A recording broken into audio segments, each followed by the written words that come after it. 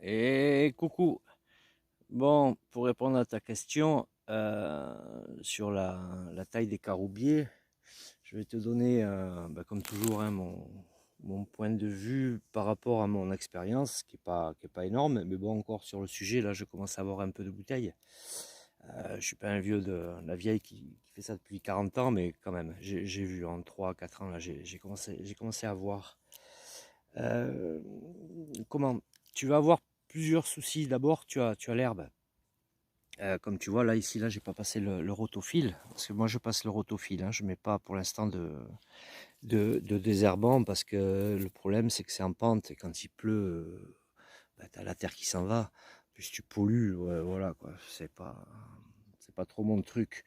Par contre, la contrepartie, c'est que si tu as un grand terrain, quand tu es à un côté du terrain, que tu as fini, tu es obligé de, s'il vient à pleuvoir ou quoi, quand même il pleut de temps en temps, c'est pas le désert, tu es obligé de recommencer. Ces herbes poussent super vite, super vite. Et elles font énormément de concurrence à tes arbres. Parce que généralement les caroubiers les ont mis où tu as très peu de terre, quoi. Sinon, ils auraient mis des oliviers. Et là, par exemple, tu le vois, là, c'est la montagne qui affleure. Donc, il y a très peu de terre. La terre, ben, elle est pauvre, hein, elle est pas amendée, rien. Il n'y a rien. Donc, ouais, il va falloir que tu désherbes. Voilà, pour X moyens, tu vas désherber. Et donc, un conseil, alors au début, comme je te disais, là, on en discutait sur Discord, tu vas avoir peur de couper tes caroubiers. Ben, en fait, n'aie pas peur, parce que c'est pas parce que tu as un grand caroubier comme ça. Bon, là, je suis un peu à contre-jour, je suis désolé. Un gros truc comme ça, que tu vas produire plus qu'un petit, même plus petit que ça. Moi, j'en ai un là qui est devant la caseta. Mais alors, on l'appelle le bonsaï. Mais alors, il est à top de caroube, à top. Alors qu'un truc comme ça, mais peut-être il y a deux, trois caroubes qui se battent en duel. Donc, le premier truc, c'est qu'on a toujours peur de les tondre. Ben, franchement, tons-le, parce que il a une grosse racine, il est capable d'alimenter les branches. Alors là, il en a trop. Voilà, actuellement, ben, il en a trop, il pleut pas assez, hein. Il en a trop. Donc, moi, je te conseille de couper. Alors, j'ai pas vu tes arbres, hein, mais bon, je suppose que c'est un peu ce style. Donc, tu vois, par exemple, là, j'ai cette branche qui démarre là, ici. Tu vois, bon, moi, je vais couper tout ce qui est mort.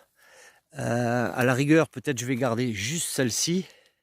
Mais basta, il va faire tout nu, hein, le type après, mais bon, t'as pas le choix, hein. Si tu veux les sauver, tu n'as pas le choix, hein. Là, pareil, tu vois, je vais couper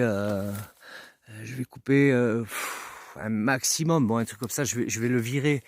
Euh, Tu vois, par exemple, celle-ci, attends, j'essaie de me mettre mieux. Celle-ci, tu vois, regarde. Alors, cette partie-là, elle est bonne, il est en train de se fendre. Il est en train de se fendre, mais encore, c'est correct, parce que des fois, tu remarqueras, tu vois à travers les arbres, hein, carrément, mais ils sont vivants. Voilà. Et tu vois, il y a des feuilles juste au bout. Et tiens, regarde. Je ne sais pas si on voit. Tu vois, une caroube. Donc tu vois, ce genre de truc, il faut couper. Tu coupes, tu coupes, tu coupes. Tu coupes.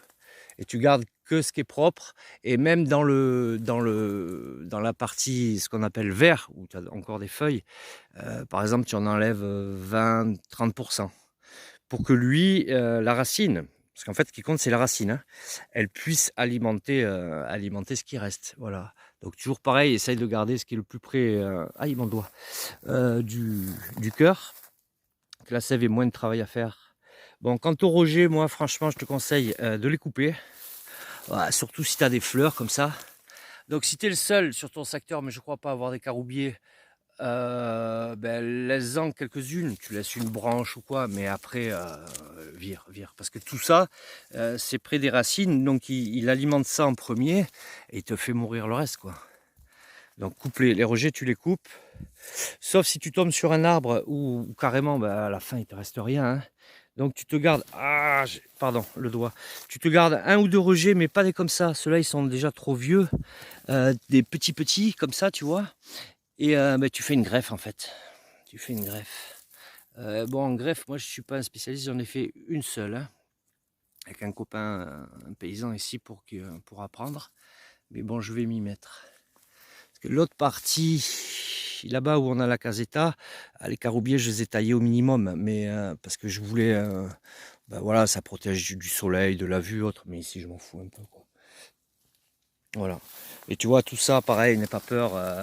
Les pins, bon, encore lui dit dessous, mais des fois, tu vas trouver des pins qui sont à côté. Ah, n'aie pas peur de les couper parce que bah, ils vont tout été, quoi. Hein. Tu n'auras plus d'eau. Hein. Tu auras plus d'eau. Hein. Tu vois, il y a des, tu vois, il y a un buisson là qui pousse contre et tout. Voilà, tu pètes. Hein. Tu pètes. Voilà. Et même si tu as 4 caroubes sur une branche à moitié morte, c'est pas grave, coupe-la. Coupe-la parce que ça, c'est les caroubes de cette année pour l'année prochaine. Donc là, si tu tailles maintenant, en fait, si tu veux, c'est pas pour fin septembre, début octobre l'année prochaine, c'est pour l'autre année. Hein, comme tu as vu, c'est à cheval. Hein. Voilà, donc ouais, c'est mon conseil. Fais comme ça et normalement, ça devrait bien se passer. Allez, allez.